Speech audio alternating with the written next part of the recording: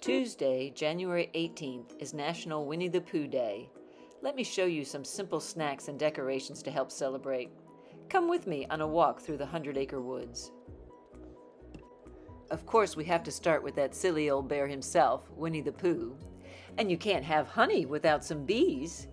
So we needed to make a few bees. Now our friend Rabbit has made a beautiful garden with hummus, carrots, and broccoli. We need a honey pot for Pooh, and it's stuffed with our plasticware in yellow and red. Tigger's tails are very important. And so are the sticks for Eeyore's house. Come on, I'll show you how it's done.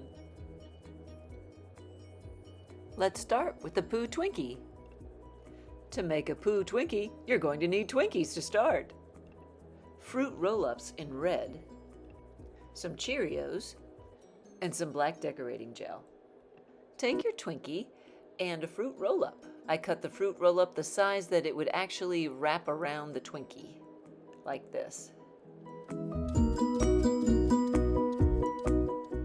Take a sharp knife and put slits where you're going to have the ears. You're going to be putting Cheerios in those slits. Tuck the Cheerios into the slits for the ears.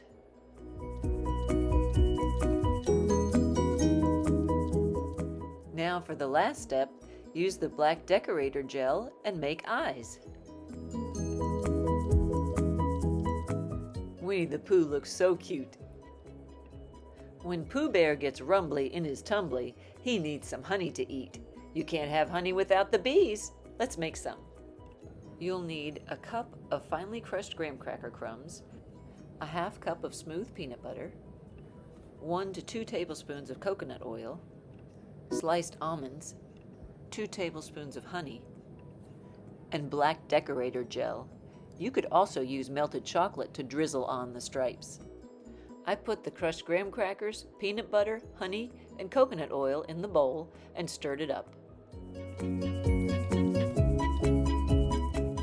until it looked like this. Then I took the dough and shaped it into the bee shape. I put it on a plate that was covered with wax paper. They looked like this when I was finished. The dough was sticky, so I put it in the refrigerator for about 30 minutes.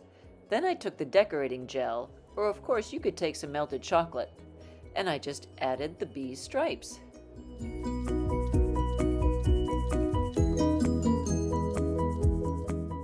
I took 2 almond slices and stuck them in the bees where the wings would go. Finally, I took a toothpick and poked it in where the eyes would go and rolled it around a little bit so I could make 2 little holes for the eyes. These bees are ready to make some honey for Pooh. Let's make Rabbit's garden. You'll need hummus that's a brown or gray type of color to represent the dirt, broccoli, and petite carrots. In order to make the garden, spread your hummus in a container and then break your broccoli into small pieces. And I cut these carrots in half so I didn't have to use a lot of the hummus, and just put them in and arrange them, and there's your garden. A fun, easy thing to make is a honeycomb necklace. You know Pooh loves his honey. We're going to need some honeycomb. Let me show you how to do it. All you need is honeycomb cereal and some type of jewelry wire. This isn't technically jewelry wire, but it'll work. Just take your wire and start stringing. Some of the honeycombs are stuck together or their holes are too small. Just find some good ones. Of course you can use yarn or something like that too, but this was much easier to get through the holes. This easy project actually helps with finger dexterity for the little ones. I have a link on this Facebook post to some more facts about honeycombs. You can use this as a jump start to learning. Now for the finishing touches. My manager, Tammy Terry, used acrylic paint to paint on this clay pot. I put in plastic silverware that was yellow and some red napkins to represent the colors of Pooh. We can't forget Tigger in a Winnie the Pooh celebration. I just used Cheetos and put them in a little bowl with the signs on popsicle sticks that says Tigger Tails. Eeyore is another Winnie the Pooh favorite. His house was made of sticks. You can make yours with pretzels. I hope you've enjoyed these ideas. Winnie the Pooh is so much fun and so worth celebrating. Happy National Winnie the Pooh Day.